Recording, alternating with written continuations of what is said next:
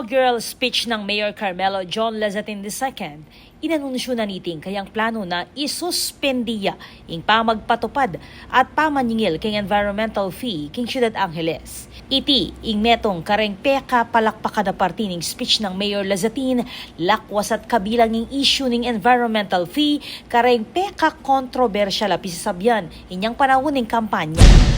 Nung kampanya ko narinig nyo, nabuksan ang environmental fee. Lagi natin pinoproblema ang environmental fee. Sabi ko nga, hindi naman natin basta-basta matatanggal ito. Pero sa unang linggong pagpupo natin, kailangan suspindihin natin ang implementasyon.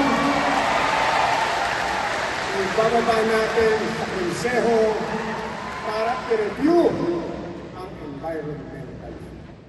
Agpangking alkaldi, anyawara na kano king sangguniang panlunsod na tambing niyang i-review ing ordinansa ang maamye upaya king pamangolekta king amanwang fee. Kabilang pa kareng di na nakanong prioridad Mayor Lazatin ing ease of doing business, traffic management, education, arts and culture at marakal pangaliwa. Formal na ing miluklok king pwesto bilang City Mayor Lazatin kayag na ning genapan na inaugural at oath-taking ceremony dareng manungkulan.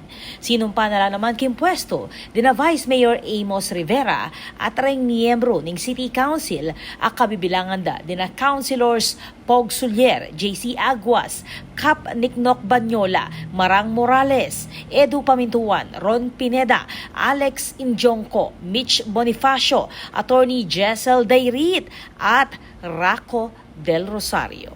Ako po, Patricia Mamangon para King News Force, Pampanga. Balitang tutuking Balen, susuyo.